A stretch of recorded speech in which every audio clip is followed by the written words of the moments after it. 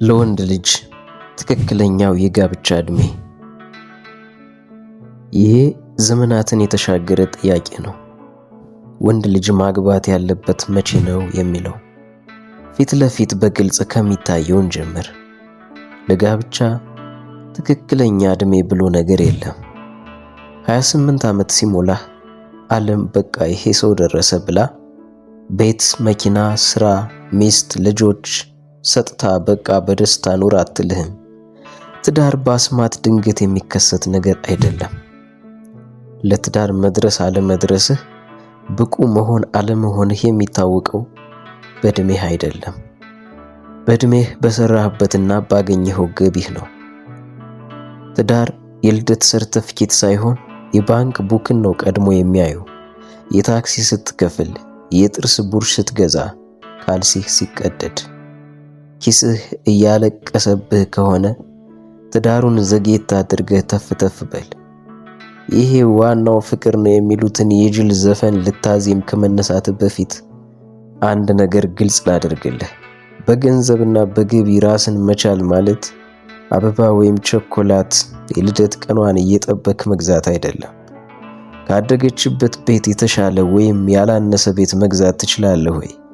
መግዛቱ ቢቀር ለብዙ ዓመታት ሳትንገራገጭ ኪራይ የከፈልክ ማኖር ትችላለህ ወይ ነው ጥያቄው።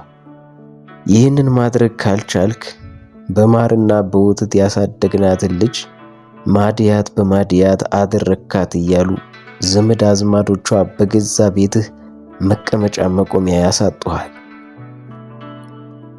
ውሎህም አዳርህም ግሮሰሪ ባንኮኒ ላይ ይሆናል። ሌላ ወጪ፣ ሌላ መጨቃጨቂያ ጉዳይ። ታብዳለህ ስልህ ወር እስከ ወር የሚያኖር አስቤዛ መግዛት ትችላለህ? አስቤዛ ማለት 25 ኪሎ ጤፍ አስፈጭቶ እንደሚሆን አድርገው አይደለም። ሽሮ፣ በርበሬ፣ ዘይት እያለ ዝርዝሩ ማባሪያ የለውም። ይህ ሁሉ እያለ በዓል በየጊዜው ከተፍ ይላል። በግ የ6 ወር አስቤዛህን፣ ዶሮ እንኳን በአቅሟ የወራት አስቤዛህን ትፈልጋለች። ቅቤ ጣል ያለበት ወጥ ካማረህ የምትጨምረው ወጪ ራስ ያዞራል። ተጋባችሁ እንግዲህ ቶሎ መውለድ ነው የሚሉት ሰራዊቶች ዘመቻቸውን የሚጀምሩት የጋብቻው ዕለት ነው። ምንም የሚያባክኑት ጊዜ የለም። ቤተሰብ አይናችሁን በአይናችን አሳዩን የሚለውን ጦርነት የዛው ዕለት ያውጃሉ። አንድ ልጅ ወልደህ የምታርፍ መስሎሃል? እኛ አንድ ሆና በብቸኝነት አሳደግናት። ስንሳቀቅ ነው የኖርነው። ቶሎ ወንድምና እህት ወለዱ ትባላለህ። አፋቸውን ፍራቻ ትደጋግመዋለህ።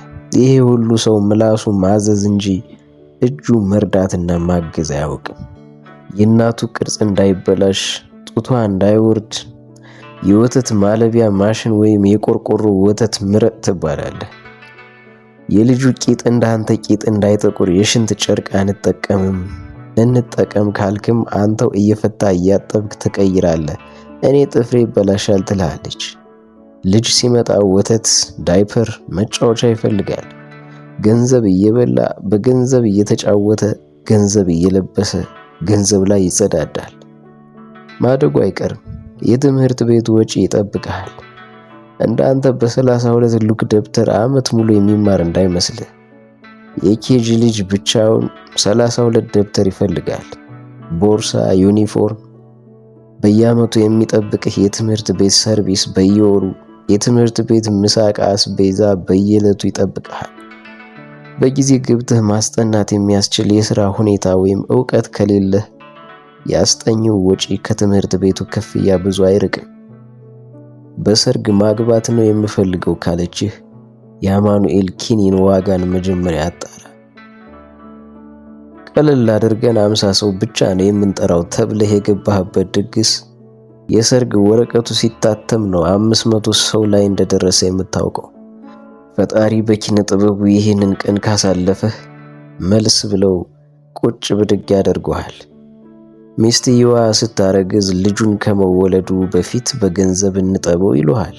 ቤቢ ሻወር ሲባል ሰምተሃል? እሱ ነው ልጅን በገንዘብ ማጠብ።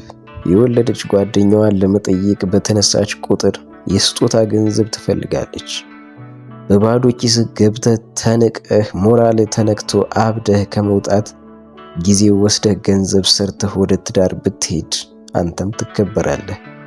ራሱንም ቤተሰቡንም ቀጥ አድርጎ የያዘ ብረት መዝጊያ የሚሆን አባወራ ነህ ትባላለህ። ገንዘብህ ነፃ ወጣህ። አሁን ካላገባህ ቆንጆ የሚያልቅብህ እንዳይመስልህ።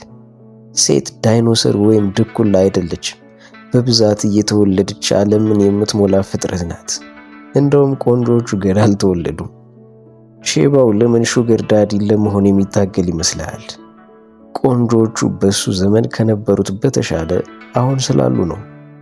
በአንተ ጊዜ ደግሞ አስበው። ፌስቡክ በቤዚክ ሞድ እየተጠቀምክ መቼ ታገባኛለህ ስትልህ ልብህ አይፈንጥዝ። ተፍ ተፍ ብለህ ስራ። ብቻ ነገሩ ውስብስብ ነው። ባሻ ዘብሔረ ጠቅላይ ግምጃ ቤት ኦሮማይ አባይ ጁኒየር